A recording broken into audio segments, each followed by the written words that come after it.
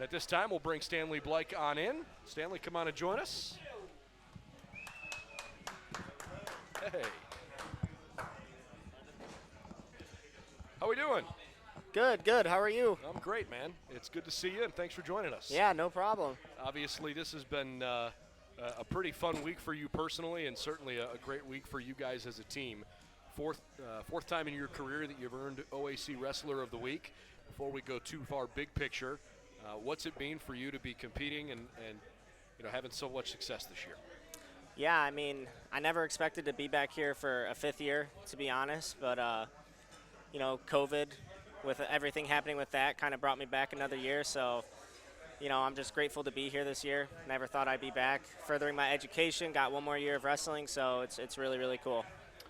In addition to the fact that it was a good week for you, the fact that you've excelled at such a high level now throughout the course of your career, it's been impressive, but now it's at the top of the record books. You are the winningest wrestler in school history. I have to think that that's something you're proud of, but did you ever consider chasing that kind of a goal when you decided, hey, I want to go play at BW? Yeah, not a chance. I mean, it was just one of those things where, at the beginning of the year, I was looking at that list and I was like, wow, I could actually get that this year. And then going into the weekend, I knew I was 4 wins away, but yeah, I could have never foreseen myself getting 130 wins in my career, and it's hard to believe I've won that many matches, but I think it's a reflection of our great coaching staff, great teammates, and yeah, I mean, it's a really cool accomplishment, but at the same time, it's one of those things. It's all on paper, so definitely don't want it to go to my head too much. If anything, I want someone to break that. That means we're excelling as a program, we're getting better, but still very cool.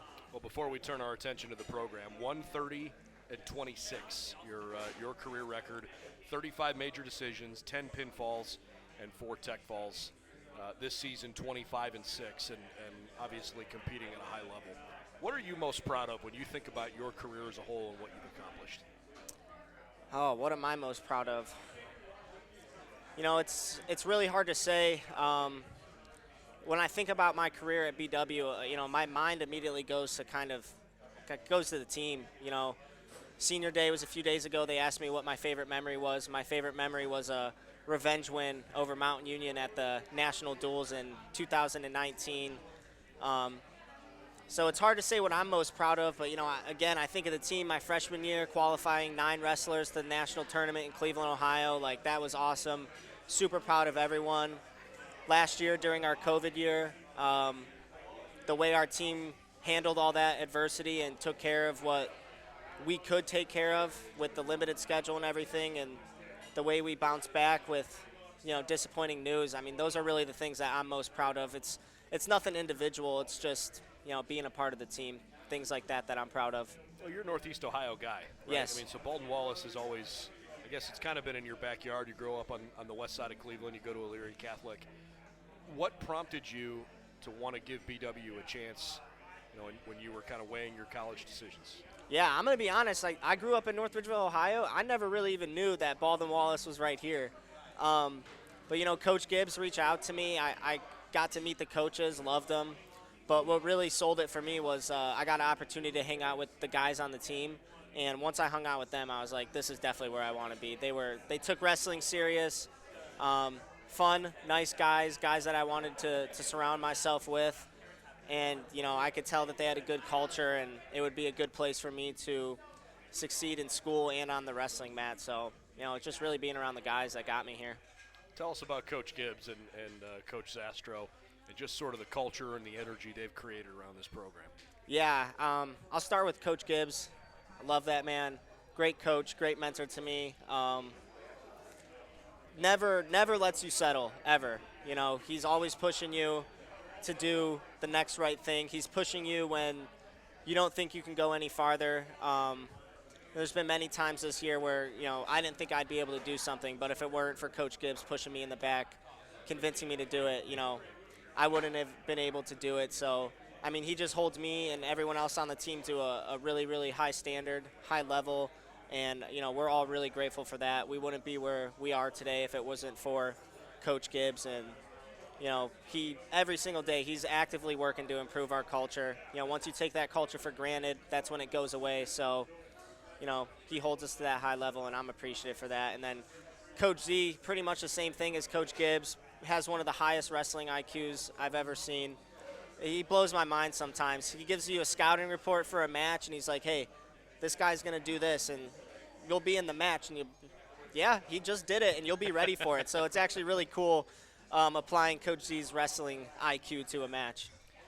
We had a chance a couple weeks ago to visit with Jacob Decatur, and I realized he had kind of a crazy journey to Baldwin Wallace, right? I mean, a lot of guys come right out of high school. Jacob obviously went the unusual route of going to a really high-level program at Ohio State and deciding it was just a better fit for him to be here in Berea. From your perspective and watching the success that he's had this year, knowing what you guys are succeeding as a team, but specific to Jacob, what kind of impression has he left on you and has he left on the guys around you? Yeah, he's been a great addition to this team, first and foremost. Not only is he an outstanding wrestler, but, you mentioned he comes from a great program, Ohio State. You've never known that about him. He's very humble, doesn't gloat about anything, doesn't act like he's better than anyone else because he came from a D1 program. I'm just really impressed with the way he carries himself. And, he's a guy, first year here on the team, he's stepped up as a leader. A lot of guys look up to him, and, we're just grateful to have him. Like I said, it really impresses me the way, from where he came, you would never know. He's just so cool about it. He puts his head down, he gets his work done, he pushes others to do it. So I'm really grateful to have him on this team. And, being a guy on the team that's been successful, I love having him here too, being successful. It takes some eyes off of me and puts it on him. So I kind of like that. I want to ask you the same kind of question about Michael Petrella. He's obviously having a great year. He's ranked number 4 nationally in his weight class. I love it. And kicked some serious butt this weekend. Yeah, I love it. I mean, I was talking to my roommate the other day about Petrella and Tanner McHugh, also a fifth-year senior, and we were talking about how, man, just this summer in the practice room, we were beating him up, and when we would get on the mat, roll around the summer, we were beating him up. In the earlier in the season, we were beating him up, and now, practice room, he's beating us up some days. So that's another guy that he's had his breakout year. It's awesome to see. I love it. I love seeing guys on the team wrestle at such a high level, and I just think it's really cool to think that in the beginning of the year I was beating him, and now I want to grab him as a practice partner because I know he's going to make me better. That's really, really cool. There's not a lot of people in any sport that achieve All-American status. I don't care if you're playing Division I, II, or III. If you're NAIA, NCAA, it doesn't matter. Being an All-American is a huge deal. And I want to know what that moment felt like for you when you first accomplished it, when you knew it was locked in at the national meet. You were an All-American. How did that feel?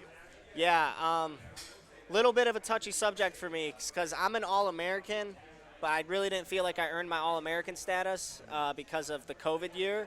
Since we didn't get to wrestle that tournament, I think they allocated All-American status based on seeding. So, I mean, it still feels good, but it's still something that I want to personally earn myself through my wrestling, not through seeds.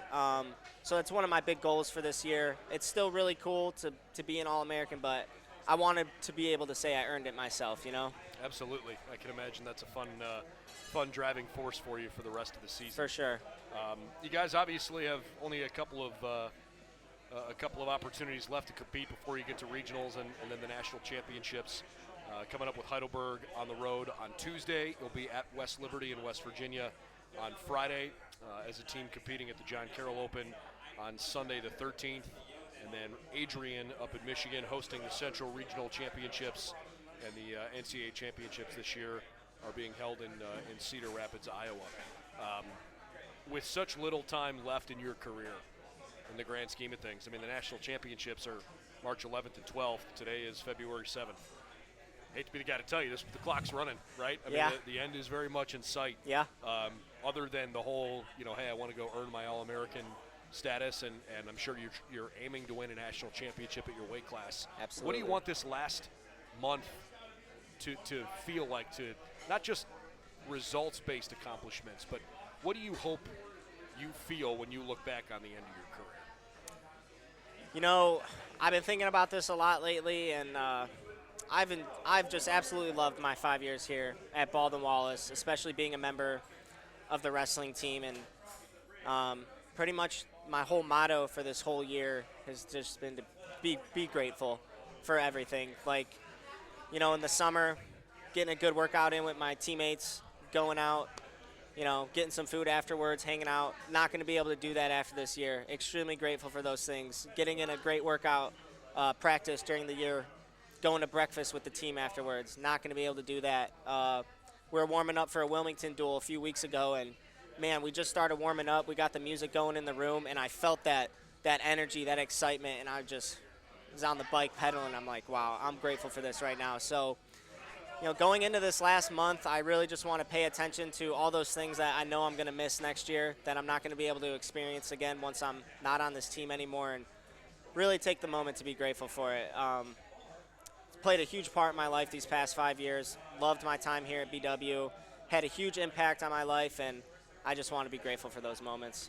You know, I have no say in the matter, by the way, and I have no idea how many wrestlers are in the Yellow Jacket Athletic Hall of Fame, but I have to think that there's probably going to come a day, considering what you've accomplished, that we'll have you back on campus in 10 years or hopefully not long after that to recognize what you've accomplished. Have you thought about the bigger picture of just, you know, what it's meant for you to be a Yellow Jacket and considering the long storied history of athletics here at this university?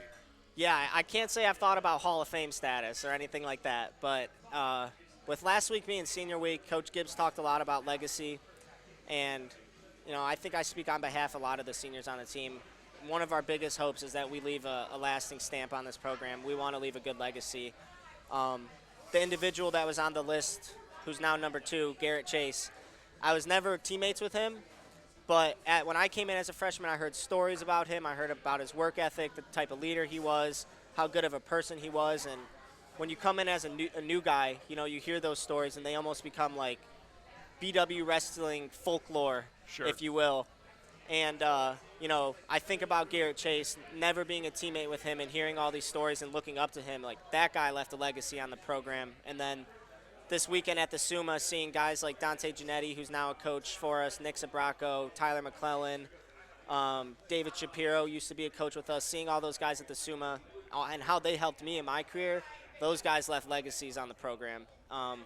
So I want to leave a legacy on this program. I want to be talked about in a positive way after I leave, and hopefully be able to help the next generation of wrestlers that come through BW. Well, Stanley, we're awfully proud of what you've accomplished, but even more proud of the way that you represent BW. Thanks for what you do for us. And, thank you. And enjoy the heck out of these next few weeks, man. I hope it's a great, fun ride for you, and good luck earning it on the mat. Thank you. I appreciate it. You bet. Stanley Bleich, a terrific wrestler here for us at Baldwin Wallace. All right.